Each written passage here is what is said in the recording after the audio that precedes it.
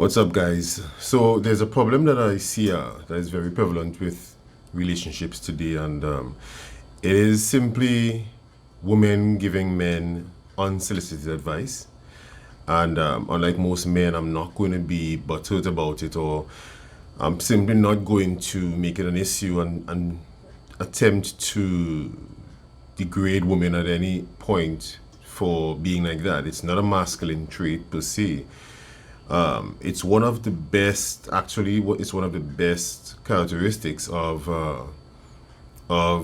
womanhood or having a partner in a woman is that she naturally activates to expand and to help solve your problems as a man. But the thing is, most men aren't in their masculine frame, and so when this happens without gender intelligence, it's annoying. And I get it because even if it happens to me today, and it's really something that we need to look at, because even if it happens to me today and I'm aware that it's happening, and I'm aware that it can happen and why it can happen.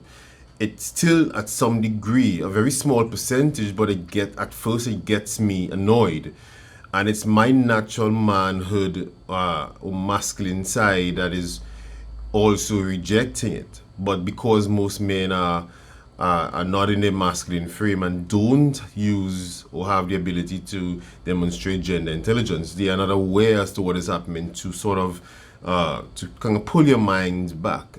So most men actually repel the behavior of a woman giving unsolicited advice, and we don't understand as a man that it's one of a woman's strength.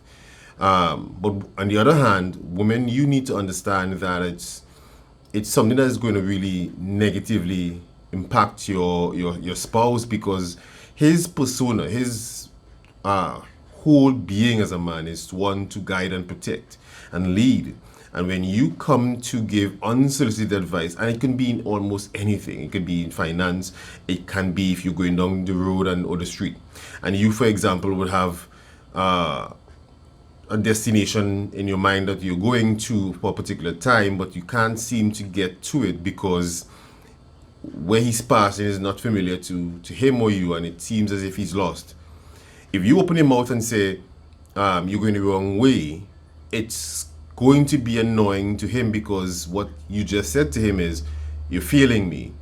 You see? And I know some of you women are going to say that men are so fragile, but women, you are also fragile, because it can happen in a different way. If a man were to tell you, for example, about your weight, your hair, your ability in the bedroom sexually, a number of things, women are actually a lot more fragile.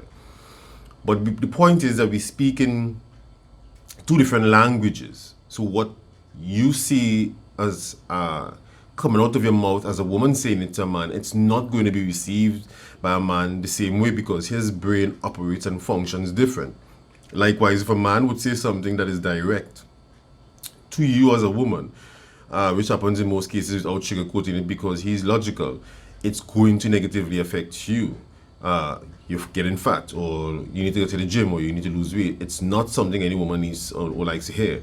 So we just need to be very aware what you can do as a spouse, as a woman especially, because if a man says the same thing to a woman, it does not, in most cases, unless she's in a masculine, it doesn't affect a woman negatively like it would affect a man, because she wants that. So she thinks by telling him, you're going the wrong way, or you don't seem to know where you're going, it's what she would want someone to tell her.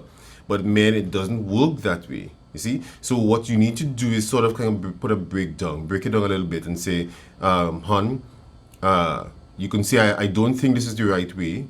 Or for some men who are a lot more masculine, you can say, if you need my help to find a location, I'm here. And that is going to sort of diffuse him, and now you can say, I don't think this is the right way, but I trust you. When you say something like that, it means it lets him know that you trust him. And so it's not that you're trying to take over, or not that you don't trust him. You just want to help. Or you could just simply say, do you need my help? And those are ways in which you can make the same thing happen. Because I'm sure in most cases, These things happen with almost every couple at some point, where she's telling her partner that. It can also happen with regards to a car purchase, with regards to what clothing he should wear. Don't tell him that he should not buy a suit or he shouldn't wear a suit. You can say, I think you look better in these colors. What two colors do you think you look better in? Because he generally probably may not even think about which color he look better in. He may think about which suit he look better in, but he does not understand that it's because of a color or hue, because men are not as detailed as women. Women can tell if it's a 3-button or 2-button, single breast, double breasted, white shirt or not, pattern tied or not. These things women can identify. If a brown belt and shoes match, a lot of guys even would wear black shoes with a brown belt, or a brown belt with a brown shoes with a black belt. They would mix it up. So a lot of men aren't even aware of color coding. So don't hit him as hard as to negatively affect his overall image. What you can do is simply say, I think you may look better than this, and tell him why. And it will cause him to open his eyes and see and activate another part of his brain, because that's the thing. A man does not or is not able to use his brain like a woman can. His brain operates on one hemisphere at a time. Hers operates on 2 hemispheres at a time. She has bigger elements to her brain than he does for different things, and vice versa. So we must understand that we're here to sort of complement each other and not to compete with each other. So we need to be careful and understand that if we're here to complement each other, it means that we'll understand and see things differently. And so our language must always be one that is going to be more complementary and not as aggressive. All right, so just find ways. Don't use words as a woman towards your partner as could you. It means to him that you're not sure if he's able to. Use words that would you, or are you willing to? Don't use words like can you, could you. It's negative to him, because he would have heard of his peers growing up as a boy saying, you can't do that. You could do this. I bet you can't do this.